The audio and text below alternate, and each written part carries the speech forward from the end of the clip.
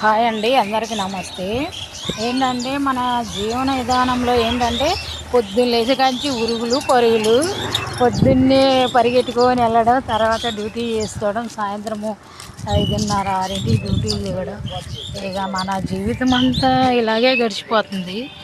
కానీ డైలీ ఏంటంటే వాకింగ్ లాగా నడుచుకుంటూ వెళ్ళి నడుచుకుంటూ రావడం ఇదొక ఇదైపోయింది జనాలకి. ఏంటంటే రోజు బండి మీద వెళ్ళే కన్నా నడుచుకొని వెళ్ళడమే మంచిది, వాకింగ్ అనమాట. ఇగో నేను 6 డ్యూటీ దిగితే అక్కడ ఇంకా నడుచుకొని కొంచెం ఆటో ఎక్కి నడుచుకొని వచ్చాక ఇక ఇంటికి వెళ్ళాక 11:07 అలాగైంది టైం. ఏం చేయాలి మరి, మన అవసరమే కదా. డ్యూటీ మానలేము. మా అబ్బాయికి ఏమో బండి పంచర్ అయిందంట, తీసుకెళ్ళలేదు. అదేమో బండి ఏమో ఇంటి దగ్గర పెట్టేశాడు.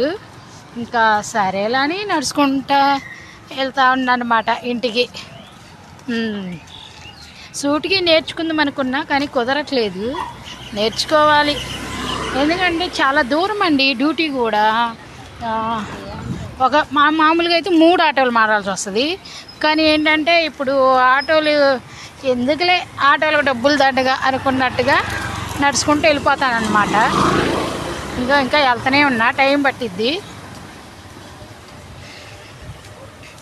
అందే. మరి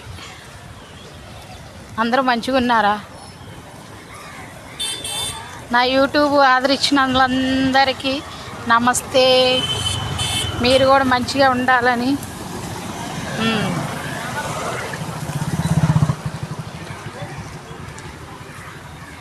యూట్యూబ్ అంటే అందరికీ అనుభవం లేదు, కానీ కాకపోతే ఏంటంటే కొంతమందికి తెలుసు, కొంతమందికి తెలీదు. యూట్యూబ్ అంటే ఏంటి, యూట్యూబ్ నుంచి నీకు అప్పుడే డబ్బులు వస్తున్నాయా, నీకు ఎంత మనీ వస్తుంది యూట్యూబ్ నుంచి అంటున్నారు. కానీ నాకు యూట్యూబ్ నుంచి ఇంకా డబ్బులేం రాలేదండి.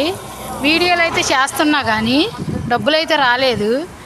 మానిటేషన్ అవిద్ది అని చెప్పారు, మెసేజ్ వచ్చింది. కానీ అది మెసేజ్ కూడా నాకు ఎక్కువ అది అంటే నాకు చదవడం రాదు. ఆ వచ్చిన మెసేజ్లన్నీ ఎవరికొకరికి చూపించడం, అది వాళ్ళు చదివి చెప్తే అప్పుడు నాకు అర్థమవుతుంది అనమాట, ఏంటి ఎవరిటగా అన్నట్టుగా.